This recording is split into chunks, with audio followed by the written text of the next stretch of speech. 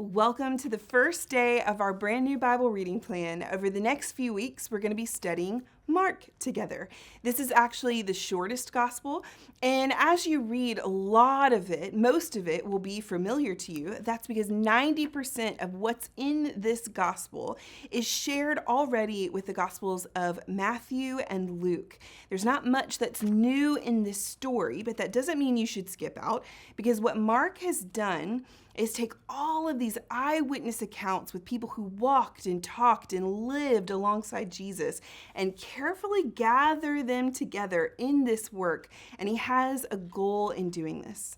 So today's section starts off, obviously, with the very first chapter. Half of it is what we're going to read today. And from the very first verse, Mark tells you both why he's writing and what he thinks about Jesus.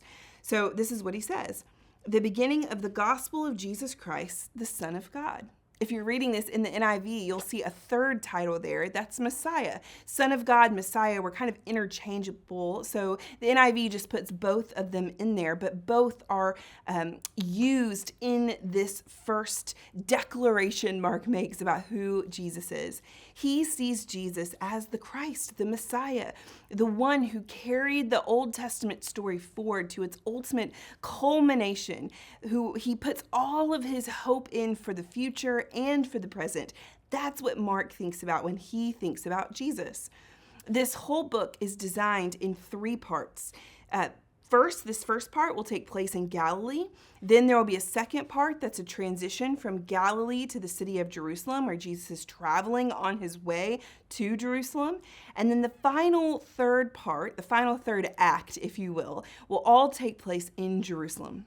And his goal for this very first section is to ask that question that he's already answered for himself. Who is Jesus? He's told you what he thinks about that.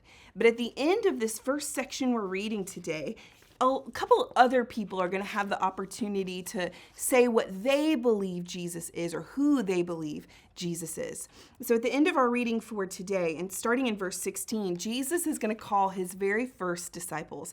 And we get some clues about what it means to be a disciple of Jesus in how he calls them.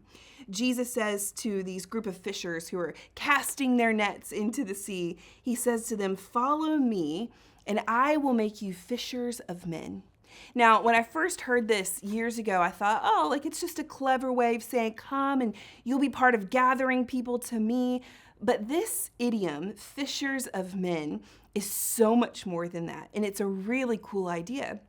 What Jesus is inviting people into is becoming his disciple. He says, follow me, come be a disciple of mine. And this Jewish idiom, fishers of men, is what you would say to someone if you were inviting them to become a rabbi, a teacher themselves. And so what Jesus is saying to these men is not follow me and we're going to go minister to people. That's part of it. But it's deeper than that. He's saying, come and be my disciple so that one day you can be a rabbi like me and make more disciples of your own, teaching them to follow me. He's not inviting them just into this new community. He's inviting them into a whole new way of life. To be a disciple, we say it all the time, just means you're someone who knows what your rabbi knows, does the kinds of things that your rabbi does, all with the hope, and this is where it's so important, all with the hope of becoming more like your rabbi. There's actually a Jewish saying about rabbinic tradition. It's a blessing. It says, may you be coated in the dust of your rabbi.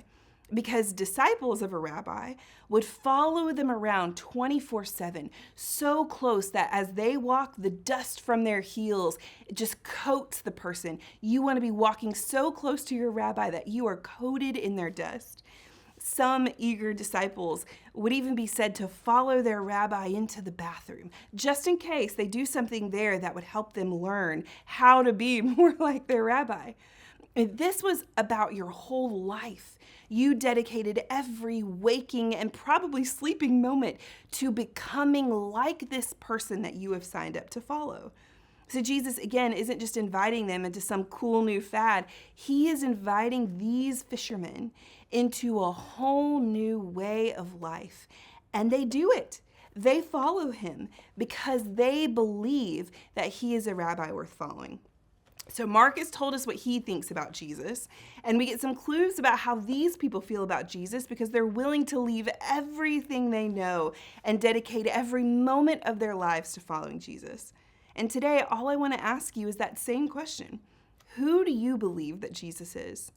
And are you ready to leave everything you know behind to follow him, to know the kinds of things that Jesus knows, to do the kinds of things that Jesus did, all with the hopes of not just becoming a better person or, getting into heaven one day, but all with the hope of becoming more like Jesus? That's our end goal. And I think that's the question for you to wrestle with today. What does it look like for you to take a step today toward following Jesus, toward becoming his disciple, toward orienting your whole life around becoming more like him? I hope this blesses you, friends. I am so excited about this study. And if you're curious about what it means to be a disciple, just stick with it. And I think we're going to learn a lot about what it means to follow Jesus and become more like him. Amen.